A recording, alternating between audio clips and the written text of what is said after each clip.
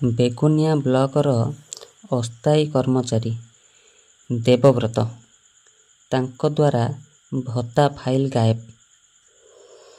ଦୁର୍ନୀତିର ପିଛା ଛାଡ଼ୁନି ଖୋର୍ଦ୍ଧା ଜିଲ୍ଲାର ବେଗୁନିଆ ବ୍ଲକ। ଏଠାରେ ଦୁର୍ନୀତି କମିବା ପରିବର୍ତ୍ତେ ଗୋଟିଏ ପରେ ଗୋଟିଏ ଦୁର୍ନୀତି ବଢ଼ି ଚାଲିଛି।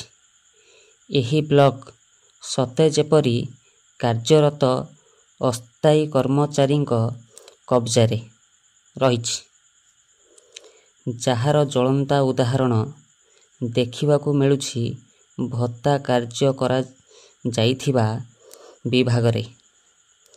ଗତ କିଛିଦିନ ତଳେ ବ୍ଲକର ଅନୁଷ୍ଠିତ ହୋଇଥିବା ଭିନ୍ନକ୍ଷମ ପରୀକ୍ଷା ଦିବସରେ କେତେକ ନୂତନ ଭିନ୍ନକ୍ଷମ ନୂତନ ଭତ୍ତା ପାଇବା ନିମନ୍ତେ ନିଜର ସ୍ୱାସ୍ଥ୍ୟ ପରୀକ୍ଷା କରାଇଥିବା ବେଳେ ପ୍ରତି ମାସରେ ଭତ୍ତା ପାଉଥିବା କେତେକ ଭିନ୍ନକ୍ଷମ ଅଧିକ ପରିମାଣରେ ଭତ୍ତା ପାଇବା ଆଶାରେ ସ୍ୱାସ୍ଥ୍ୟ ପରୀକ୍ଷା କରାଇଥିଲେ।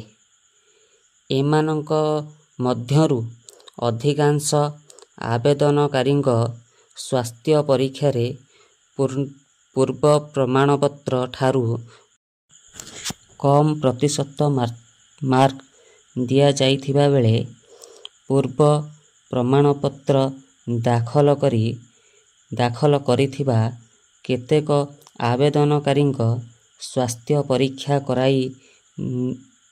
କରାଇ ନଥିବା ବେଳେ ଦାୟିତ୍ୱରେ ଥିବା ଡାକ୍ତର ଖୋର୍ଦ୍ଧା ଜିଲ୍ଲା ମୁଖ୍ୟ ଚିକିତ୍ସାଳୟକୁ ଫେରିଯିବାକୁ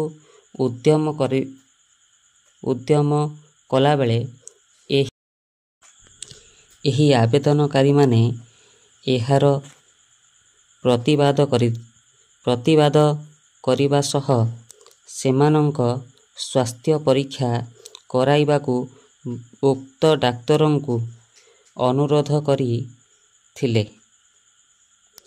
ସମ୍ପୃକ୍ତ ଡାକ୍ତର ଏହା ଉପରେ ଉତ୍ତର ଦେଇ ନଥିବା ବେଳେ ସେଠାରେ ଥିବା ବେଗୁନିଆ ବ୍ଲକ ଭତ୍ତା ବିଭାଗର ଅସ୍ଥାୟୀ କର୍ମଚାରୀ ଦେବବ୍ରତ ନାମକ ଏକ ଯୁବକ କହିଥିଲେ, ଡାକ୍ତରଙ୍କର ରାତିରେ ଡ୍ୟୁଟି ଅଛି, ସେ ଆଉ ରହିପାରିବେ ନାହିଁ, ପଳାଇଯିବେ।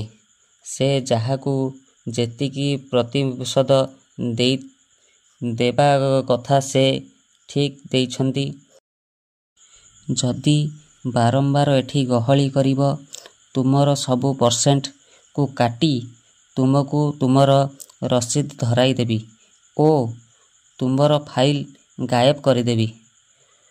ତୁମେ କିଛି କରିପାରିବ ନାହିଁ ବୋଲି ଓଲଟା ଧମକ ଦେଇ ଉକ୍ତ ସ୍ଥାନ ଛାଡ଼ି ପଳାଇଗଲେ। ଏବେ ଆସନ୍ତୁ ଦେଖିବା ଏହି ଭିଡ଼ିଓଟିକୁ।